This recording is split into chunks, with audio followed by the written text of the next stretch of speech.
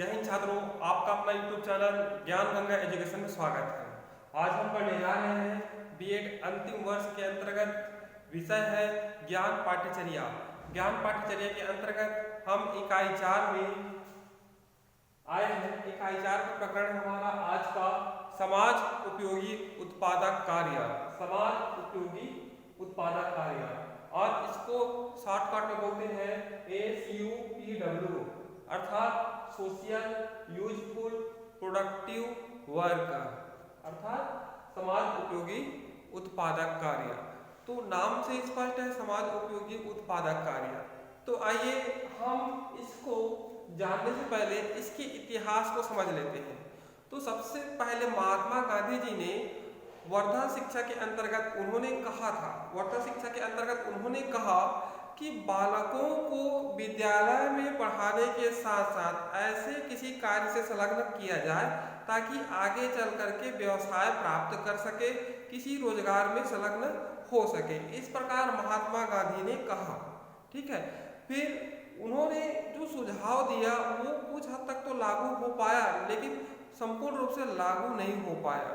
फिर तत्पश्चात सन 1964 और 66 में कोठारी कमीशन ने कार्य अनुभव की शिक्षा का सुझाव दिया, जिनके अंतर्गत बालक को किसी कार्य में अनुभव हो, इस प्रकार की शिक्षा की बात कही। जिसके अंतर्गत उन्होंने कहा कि व्यवसाय के प्रति निष्ठा उत्पन्न करने के लिए कोठारी आयोग ने भी कार्य अनुभव की संकल्पना प्रस्तुत की। कार्य अनुभव का मूल आधार है विद्यार्जन एवं धनार्जन की प्रक्रिया को साथ साथ संपन्न करना, है ना। अब इसमें कहा गया है विद्यार्जन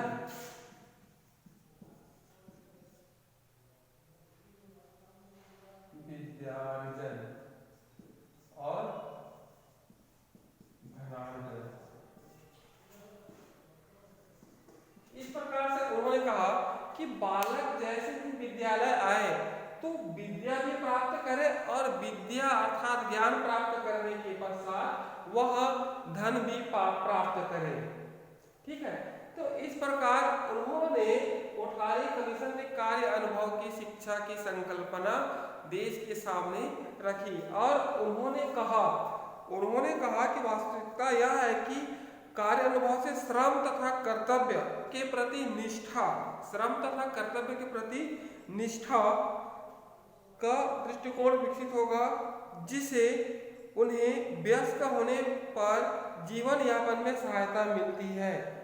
अब यहाँ पर कहा गया है कि बालकों को, है ना, श्रम तथा कर्तव्य के प्रति निष्ठा की भावना का विकास होगा। आगे चल करके वह किसी रोजगार को प्राप्त कर सकता है ना, वह श्रम के महत्व को समझ सकता है। इस प्रकार कोठारी कमीशन ने कहा। और उन्होंने एक बात और कहा, शिक्षा का अभिप्राय बालक का सर्वांगीण विकास करना है और उसे जीवन में आने वाली समस्याओं का समाधान करना है। ठीक है, इस प्रकार कोठारी कमीशन ने कहा कि शिक्षा का अभिप्राय बालक का सर्वांगीण विकास करना है। सर्वांगीण विकास इस प्रकार हो ताकि वह आगे चल करके प्रत्येक चुनौतियों का सामना बालक स्वयं कर सके। और इस प्रकार बालक के सर्वांगीण विकास को 5 खंडों में विभाजित किया। किसने? कोठारी कमीशन ने। तो पहला क्या है? श्रम। दूसरा स्वास्थ्य। अब देखिए, इन्होंने यहाँ पर पहला कहा श्रम, दूसरा कहा स्वास्थ्य, तीसरा इन्होंने कहा संप्रेषण, चौथा इन्होंने कहा कल्पनाशीलता, और पांचवा इन्होंने कहा स्नेह और दया।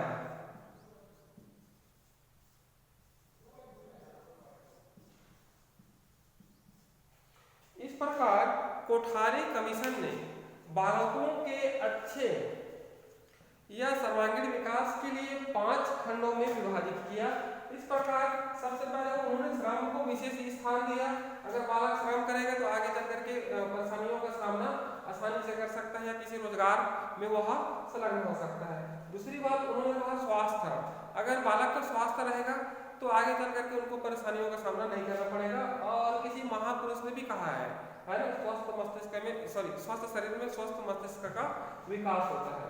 तीसरा संप्रेषण, अर्थात हम अच्छे से विचारों का आदान प्रदान कर पाएंगे। चौथा कल्पनाशीलता, किसी भी विषय, किसी भी पाठ या किसी भी घटना के प्रति हम अच्छे से कल्पना कर सकते हैं और हमारी कल्पनाशीलता को और आगे बढ़ा सकते हैं। पांचवा स्नेह और दया, स्नेह और दया के अंतर्गत उन्होंने कहा कोठारी कमीशन ने कि प्रत्येक बालक के हृदय में दूसरों के प्रति प्रेम की भावना और दया का भावना का विकास होना चाहिए, ताकि जो अनेक प्रकार की अव्यवहारिक असामाजिक घटनाएं हो रही है उनसे बचा जा सके। तो इस प्रकार कोठारी कमीशन ने बालकों के सर्वांगीण विकास के लिए 5 खंडों में विभाजित किया।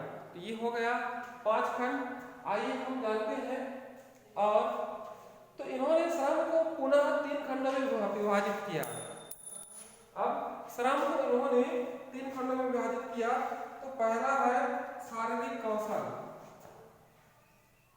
इसको ना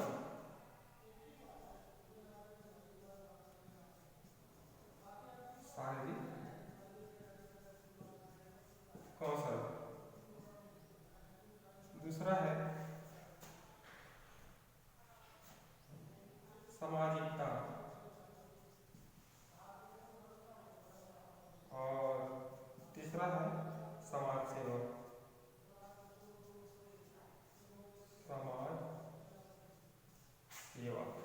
तो कोठारी कमीशन ने श्रम को पुनः 3 भागों में विभाजित किया और उन्होंने कहा कि श्रम ऐसा हो जिनसे बालक के शारीरिक कौशलों का विकास हो, अर्थात वह कुछ भी काम सीख रहे हैं, है ना, जैसे कि कटाई का, बुनाई का, टोकरी बनाना, ये कुछ भी कार्य वह सीख रहे हैं तो उनके शारीरिक कौशलों का विकास हो, अर्थात हाथों के कौशलों का विकास हो, पैर, दिमाग, इन सभी कौशलों का विकास हो।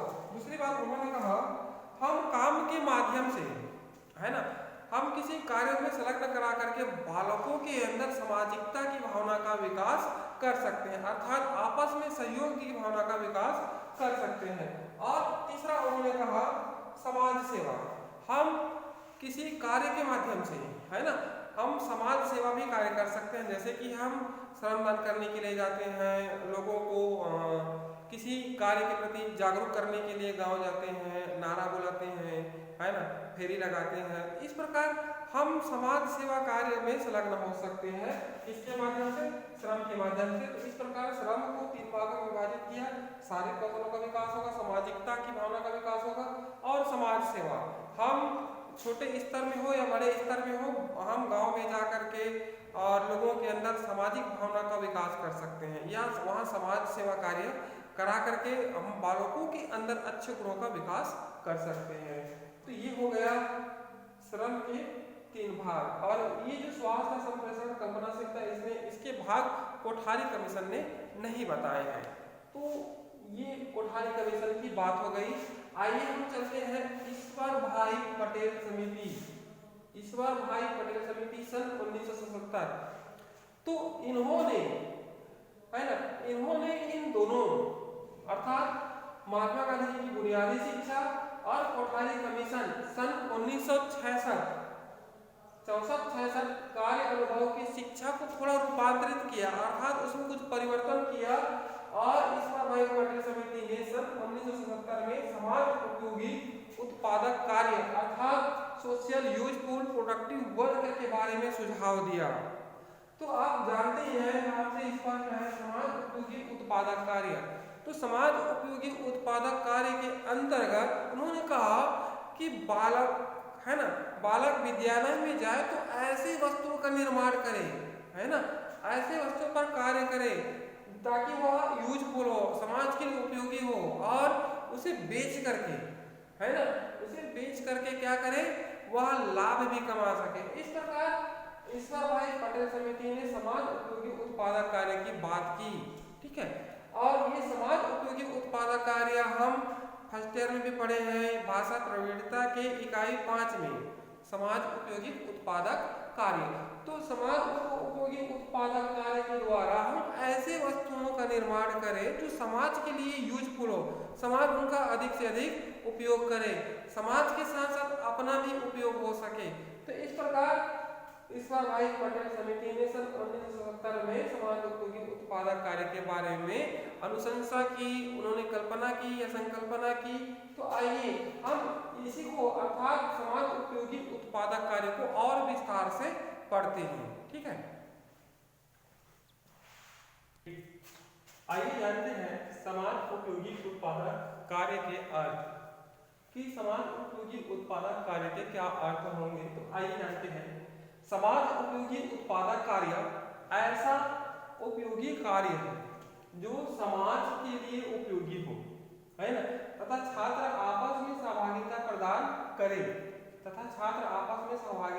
करे, जिससे बालक के अंदर विभिन्न प्रकार के मूल्यों और कौशलों का विकास हो, ठीक है। तो इस प्रकार कहा गया है समाज उपयोगी उत्पादक कार्य ऐसा कार्य है जो समाज के लिए उपयोगी हो, यूजफुल हो, समाज के काम आए। अर्थात कहने का तात्पर्य है कि बालक ऐसा कुछ निर्माण करे, ऐसा कुछ बनाए जो समाज के लिए उपयोगी हो, उनके लिए उपयोगी हो, है ना, जिससे बालक के अंदर आपस में सहभागिता की भावना का विकास हो, और साथ ही साथ इस कार्य के द्वारा बालक के अंदर विभिन्न प्रकार के मूल्यों और कौशलों का विकास हो, ठीक है, ताकि आगे चल करके उसे किसी भी समस्याओं का सामना ना करना पड़े। तो ये हो गया समाज उपयोगी उत्पादक कार्य के अर्थ। आइए चलते हैं नेक्स्ट, आइए चलते हैं समाज उपयोगी उत्पादक कार्य की परिभाषा, कि समाज उपयोगी उत्पादक कार्य की विभिन्न शिक्षाविदों ने क्या क्या परिभाषा दिए हैं, इन्हीं के बारे में जानते हैं। तो सबसे पहले प्रथम है राम सकल पांडे। राम सकल पांडे सर ने समाज उपयोगी उत्पादक कार्य की क्या परिभाषा दिए हैं, आइए समझते हैं। समाज उपयोगी उत्पादक कार्य एक शैक्षिक हस्तकार्य है, ठीक है। यहाँ पर देखिए क्या कहा गया है, शैक्षिक हस्तकार्य है जिससे अर्थपूर्ण ढंग से, है ना, अर्थपूर्ण ढंग से मतलब जो कार्य बच्चों से कराया जाता है, बच्चों के हाथों से कराया जाता है, उसका अर्थपूर्ण अर्थात कुछ न कुछ उद्देश्य होता है ना, उद्देश्य ना, मतलब सकारात्मक उद्देश्य करने के फलस्वरूप सामाजिक दृष्टि से उपयोगी सामग्री तथा सेवाएं उपलब्ध होती है। तो कुल मिलाकर कहा गया है कि समाज उपयोगी उत्पादक कार्य एक प्रकार से बालक द्वारा या बालक के हाथों से किया गया कार्य है, जिसका किसी न किसी उद्देश्य से बालक के अंदर, ठीक है, बालक के द्वारा, है ना, कुछ सामान का उत्पादन करना। यहाँ पर कहा है उपयोगी सामग्री तथा सेवाएं उपलब्ध होती है। तो इस प्रकार कह सकते हैं कि बालक के हाथों द्वारा कुछ उपयोगी सामग्री तथा सेवाएं उपलब्ध होती है, मतलब उत्पादन होता है। तो इस प्रकार राम सकल पांडे महोदय जी ने कहा है। आइए देखते हैं अज्ञात के अनुसार। अब इन्होंने क्या कहा है, समाज उपयोगी उत्पादक कार्य बालक तथा समाज की आवश्यकता पूर्ति से, है ना, बालक तथा समाज की आवश्यकता पूर्ति से, और फिर कहा है से संबंधित अर्थपूर्ण कार्य है, ठीक है, कुछ न कुछ उनका उद्देश्य होता है, अर्थात जो कार्य करते हैं बालकों द्वारा कार्य होता है वह अर्थपूर्ण होता है, मतलब उनका कुछ उद्देश्य होता है। और कहा है जिसका परिणाम वस्तु निर्माण एवं सेवा कार्य है, अर्थात बालकों द्वारा जो भी कार्य किया जाता है उसका एक निश्चित अर्थ होता है, अर्थात एक उद्देश्य होता है। और कहा है जिसका परिणाम वस्तु निर्माण एवं सेवा कार्य है। कहने का तात्पर्य है कि बालकों को विद्यालय में शिक्षकों द्वारा किसी उत्पादकीय कार्य से जोड़ा जाता है, तो बालक उसका उत्पादन करते हैं या एक प्रकार से सेवा करते हैं, ताकि विद्यार्थी का खर्च चल सके और आगे चल करके छात्र किसी रोजगार में संलग्न हो सके जो उन्होंने विद्यालय जीवन में सीखा है, ताकि जो बेरोजगारी की समस्या है वो दूर हो सके। इस प्रकार अज्ञात के अनुसार ये हो गई। अब एस के भारद्वाज महोदय ने क्या कहा है, आइए देखते हैं। इन्होंने कहा है सामाजिक आवश्यकता की पूर्ति के लिए, देखिए यहाँ पर कहा है सामाजिक आवश्यकताओं के पूर्ति के लिए बालक द्वारा किया गया दस्तकारी कार्य है जिसमें उत्पादन स्पष्ट रूप से परिलक्षित होता है। अब इन्होंने कहा है कि बालक द्वारा जो भी कार्य किया जाता है ना, उसमें उत्पादन, ठीक है, उत्पादन स्पष्ट रूप से परिलक्षित होता है अर्थात दिखाई देता है। कहने का तात्पर्य यह है कि बालक कोई भी हस्त कार्य करता है ना, कोई भी हस्त कार्य करता है, जैसे कि टोकरी बनाना, मिट्टी के खिलौने बनाना, कढ़ाई बुनाई सिलाई, कुछ भी हो सकता है ना, या सामाजिक कार्य भी हो सकता है जिसमें उत्पादन स्पष्ट रूप से दिखाई देता है। ये हो गया इसके भारद्वाज के अनुसार परिभाषा। तो इस प्रकार हम उपर्युक्त तीनों परिभाषा का निचोड़ निकालेंगे, ठीक है। तो यह हो जाएगा एक प्रकार से बालकों के हाथों से ऐसी वस्तुओं का उत्पादन जिससे समाज के लिए उपयोगी हो, समाज के लिए सहायक सिद्ध हो, समाज के लिए फायदा हो, को हम उत्पादक कार्य कहते हैं। तो ये हो गया आपका समाज उपयोगी उत्पादक कार्य के अर्थ। आइए जानते हैं समाज उपयोगी उत्पादक कार्य के उद्देश्य। तो समाज उपयोगी उत्पादक कार्य के उद्देश्य है, पहला है सहयोग की भावना का विकास करना, ठीक है, कराना। हम समाज उपयोगी उत्पादक कार्य हम विद्यालय में कराएंगे। अगर हम उस बालकों को ग्रुप वाइज बांट देंगे, है ना, ग्रुप के आधार पर बांट देंगे, तो बालकों के अंदर सहयोग की भावना का विकास होगा, अर्थात उस कार्य को करने में, ठीक है, उस कार्य को करने में आपस में सहयोग की भावना का विकास होगा, है ना, ये होगा, इस प्रकार से सहयोगी भावना का विकास होगा। दूसरा, विविधता पूर्ण कार्य पर दक्षता प्राप्त कराना। अब हम देखते हैं, हम बालक विद्यालय में एक ही प्रकार के कार्य नहीं कराते, हम अनेक प्रकार के कार्य कराते हैं। उसी को कहा गया है विविधता पूर्ण कार्य पर दक्षता प्राप्त कराना। तो हम अनेक प्रकार के कार्यों को बालकों द्वारा करवा करके हम कुशलता प्राप्त करा सकते हैं, ठीक है। तो इस प्रकार कुशलता प्राप्त कराना। नेक्स्ट है उत्पादक, ठीक है, तथा सेवा कार्य से परिचित कराना, अर्थात जो वस्तु उत्पादन हो रहा है ना, और हम निःशुल्क या सेवा भाव से हम उसमें संलग्न है ना, तो इस प्रकार कह सकते हैं कि बालक को उत्पादक तथा सेवा कार्य से परिचित कराना, कि किस प्रकार कैसे सेवा की जाती है, कैसे उत्पादन की जाती है, इन कार्यों से भली भांति परिचित कराना। नेक्स्ट है आत्मनिर्भरता, है ना, उत्पादन कार्यों के माध्यम से आगे चल करके भविष्य में बालक आत्मनिर्भर कैसे बन सकता है के बारे में जानकारी देना। नेक्स्ट आइए श्रम के प्रति निष्ठा, अर्थात बालक विद्यालय में जो भी कार्य कर रहा है, ठीक है, बालक जो भी कार्य कर रहे हैं, जो भी उत्पादन कर रहा है, जिनसे उनका श्रम लग रहा है, अर्थात मेहनत लग रहा है, तो उस श्रम के प्रति निष्ठा भाव होनी चाहिए, है ना, कोई काम गलत नहीं, यह भाव होनी चाहिए। नेक्स्ट है समाज के लिए योगदान।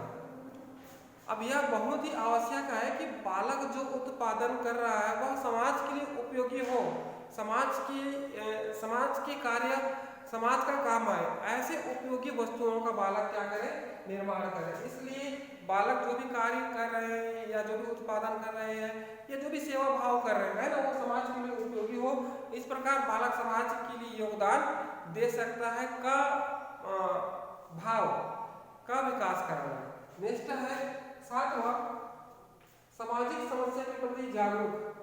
हमारे समाज में अनेक प्रकार की समस्याएं हैं, है ना, चाहे दहेज प्रथा हो, बाल विवाह हो, कम वर्ष की आयु को काम में ले जाना, या अनेक प्रकार की और अनैतिक बुराइयां हैं, अभी अंधविश्वास प्रचलित है समाज में। तो इस प्रकार समाज में अनेक प्रकार की जो बुराइयां है, समस्या है के प्रति छात्रों को जागरूक कराना, ताकि उनके बारे में भी वह सोचे, अपना विचार दे, अपना तर्क दे और आगे चल करके काम आए। नेक्स्ट है आजीविका के लिए तैयार करना। अब देखिए, ये जो समाज उपयोगी उत्पादक कार्य का मुख्य उद्देश्य यही है कि बालकों को आजीविका के लिए तैयार करना, अर्थात बालक यहाँ विद्यालय में कुछ भी काम सीख रहा है, आगे चल करके उस काम को करके वह रोजगार प्राप्ति कर सके या रोजगार प्राप्त कर सके। अब रोजगार प्राप्त करने के पश्चात है ना, वह धनार्जन अर्थात धन की प्राप्ति कर सके, अर्थात आर्थिक स्थिति में सुधार कर सके। तो ये हो गया आपका समाज उपयोगी उत्पादक कार्य के उद्देश्य है।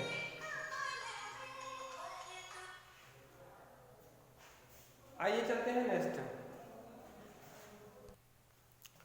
आइए जानते हैं समाज उपयोगी उत्पादक कार्य की आवश्यकता, अर्थात जो समाज उपयोगी उत्पादक कार्य है इसकी आवश्यकता क्यों है। कहने का तात्पर्य है कि जितने भी आयोग हैं, है ना, उन्होंने समाज उपयोगी उत्पादक कार्य या कार्य अनुभव की शिक्षा या बुनियादी शिक्षा को पाठ्यचर्या में शामिल करने की बात क्यों कही है ना। तो सीधी सी बात है, जो अंग्रेजी शिक्षा थी वह केवल मानसिक श्रम पर विशेष ध्यान दे रही थी, और जिनकी द्वारा केवल हम पढ़ करके अर्थात रट करके हम किसी प्रश्न का उत्तर देते थे। लेकिन जो कार्य अनुभव की शिक्षा है, अर्थात जो समाज उपयोगी उत्पादक कार्य है या वर्धा शिक्षा है, जिनके अंतर्गत हम शिक्षा प्राप्त करने के साथ साथ हम किसी कार्य की भी शिक्षा प्राप्त कर रहे हैं, ताकि आगे चल करके है ना बेरोजगारी की समस्या ना हो या किसी काम की समस्या ना हो, हम खुद का व्यवसाय खोल सकते हैं। इस प्रकार विभिन्न शिक्षाविदों ने और कमीशनों ने इसकी बात कही या अनुशंसा की, इसलिए इसकी आवश्यकता और प्रबल हुई। तो आइए हम जानते हैं समाज उपयोगी उत्पादक कार्य की आवश्यकता क्यों है। तो सबसे पहले छात्रों में कुशलताओं का विकास। कहने का तात्पर्य है कि समाज उपयोगी उत्पादक कार्य के माध्यम से हम बच्चों को विभिन्न कार्यों में संलग्न करा करके बालकों के अंदर कुशलताओं का विकास कर सकते हैं। कुशलता एक प्रकार से दक्षता हो गया, किसी काम को सीखेगा तो सीख करके उस काम में वह अनुभव प्राप्त कर लेगा, अनुभव प्राप्त होगा तो वो कुशल हो जाएगा। आइए नेक्स्ट करते हैं रुचि का विकास, है ना। हम बचपन में ही छात्रों को किसी काम में संलग्न करा करके उस काम के प्रति रुचि का विकास कर सकते हैं कि कोई काम बुरा नहीं है, सभी काम एक समान है। ये हो गया रुचि का विकास। क्षमताओं का विकास। अब देखिए, बालक के अंदर विभिन्न प्रकार की क्या है क्षमताएं हैं, असीमित क्षमता है ना। तो उन क्षमताओं का विकास किसके माध्यम से होगा, कार्य के माध्यम से, अर्थात हस्त कार्य के माध्यम से होगा। अगर बालक को विभिन्न कार्यों को हम विद्यालय में कराएंगे तो बालक की विभिन्न क्षमताओं का विकास होगा, है ना। मोबाइल बनाने की कला का विकास होगा, एप्स बनाने की कला का विकास होगा, या अनेक प्रकार की और अन्य जो क्षमताएं हैं वो क्या होगा, प्रपुष्टित होगा। नेक्स्ट आइए बालक का सर्वांगीण विकास। अब देखिए यहाँ पर कहा रहा है कि बालक के किसी एक पक्ष का विकास ना हो, उनके सभी पक्षों का विकास हो, ठीक है। उनके शरीर मजबूत हो, दिमाग मजबूत हो, वह सोचने समझने की शक्ति का विकास हो, क्षमता का विकास हो, कुशलता का विकास हो, इस प्रकार सारे गुणों का विकास हो। नेक्स्ट है सहयोगात्मक कार्य करने की क्षमता। अब देखिए, ये जो उत्पादकीय कार्य के माध्यम से बालक आपस में सहयोग करते हुए कार्य करने की क्षमता का विकास होता है। नेक्स्ट आइए स्वावलंबी। तो स्वावलंबी के अंतर्गत हम कह सकते हैं कि बालक किसी काम को करेगा, उदाहरण के लिए मोबाइल बनाने के लिए विद्यालय में सीखेगा, तो आगे चल करके मोबाइल बनाने की दुकान खोल करके वह आत्मनिर्भर हो सकता है, इसलिए यह कहा गया स्वावलंबी। नेक्स्ट आइए देश की परिस्थिति के अनुकूल कार्य सीखना। देखिए, हमारे देश की जो परिस्थिति है एक प्रकार से देखा जाए तो गंभीर परिस्थिति है ना। इसलिए गंभीर परिस्थिति है कि जनसंख्या अत्यधिक होने के कारण सभी को रोजगार देना मुश्किल है।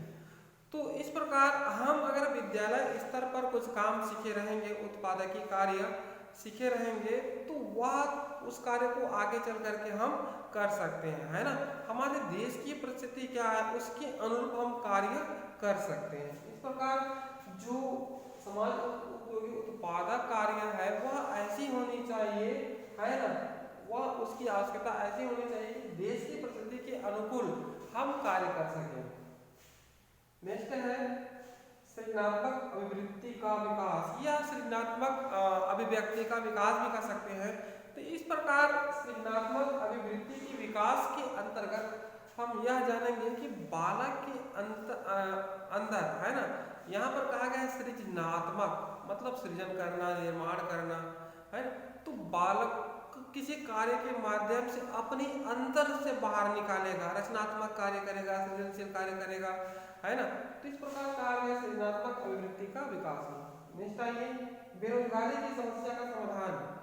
अब बालक विद्यालय में अनेक प्रकार के क्या है कार्य को सीखेंगे, है ना, उत्पादकीय कार्यों को सीखेंगे और उनसे कुछ निर्माण करेंगे।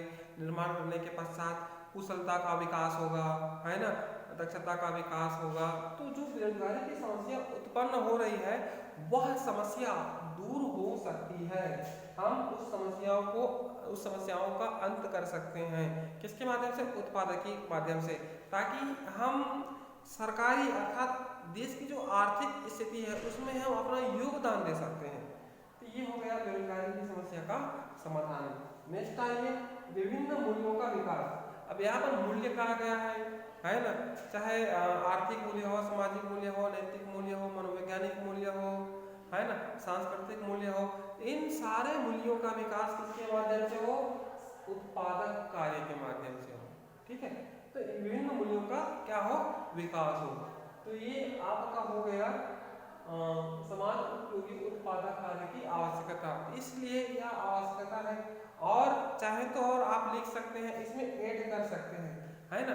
तो इसके माध्यम से समाज उपयोगी उत्पादक कार्य के माध्यम से इन सारे गुणों का विकास कर सकते हैं बालक के अंदर, और बालक को एक अच्छा प्राणी या मनुष्य बना सकते हैं, जिनके द्वारा बालक आगे चल करके किसी रोजगार को प्राप्त कर सकता है, किसी रोजगार में संलग्न हो सकता है, और जो बेरोजगारी की समस्या है या कुछ भी समस्या है वह दूर हो सकता है, और बालक अपनी आर्थिक स्थिति को सुधार सकता है।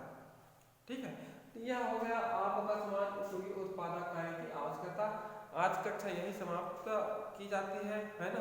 हम दूसरे दिन दूसरे पार्ट को लेकर आएंगे, और हो सके तो इसकी कुछ खंड बचा हुआ है ना, इसी को जानेंगे। तब तक के लिए धन्यवाद, जय हिंद।